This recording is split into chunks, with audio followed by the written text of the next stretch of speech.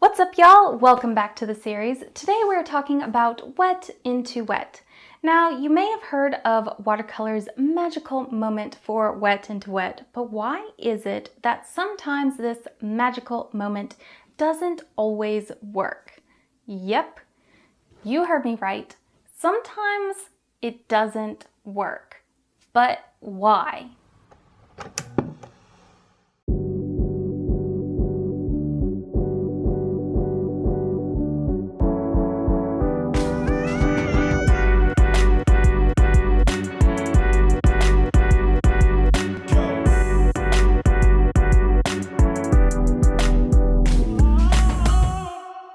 Too much, too little, just right.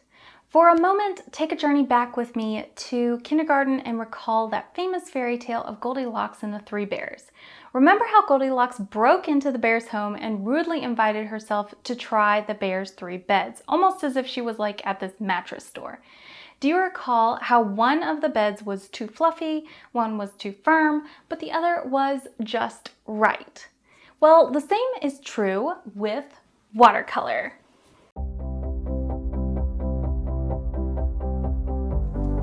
Once again, ratio of water to paint is our key to unlocking watercolor's magical properties, wet into wet. But this time, we don't just have to think about the ratio of water to paint in our palette, but we also have to think about this ratio on our paper. This is why, first off, I want to be basically experimenting with you guys with the ratios of too much water, too little water, and just right water before we even tackle why the just right amount might not always work for us. So let's go ahead and jump into this. The first test we are going to be doing today is the too much test. Laying your watercolor paper flat, draw a circle. I will be using a circle grid from my local craft store, but you can use a small jar or glass to do the same thing.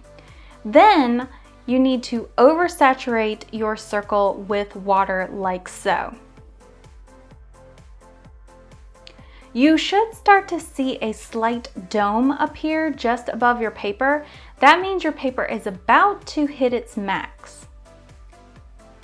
Now go ahead and add a drop of paint into your dome, allowing the paint mixture to kind of mingle together. As this begins to dry, you may notice the paint become washed out or create a strange water line along the edge.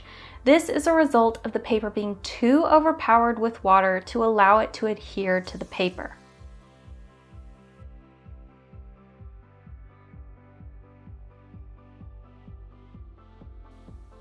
Once again, carefully draw a circle and then just barely wet your paper.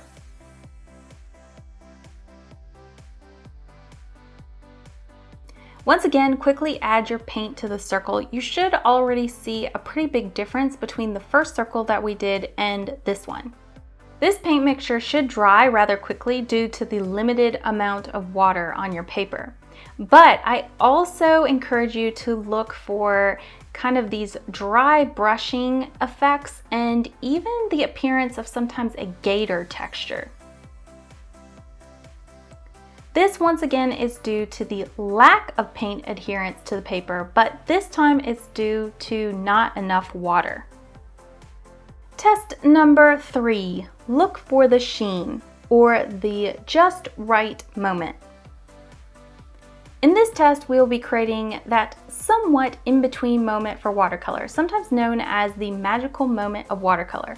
Once again, draw a circle and then add water. But this time, look for a sheen or shimmer glaze on your paper. It should look something similar to fresh snow on a sunny day.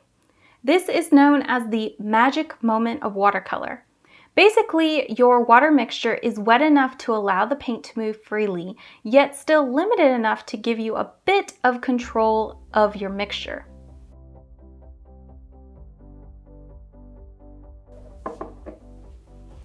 Now that we have a better idea of when the magical moment actually happens on paper, why is it that it doesn't always work? In this case, it worked, but why is it that sometimes it doesn't? Well, that is what we're going to tackle next.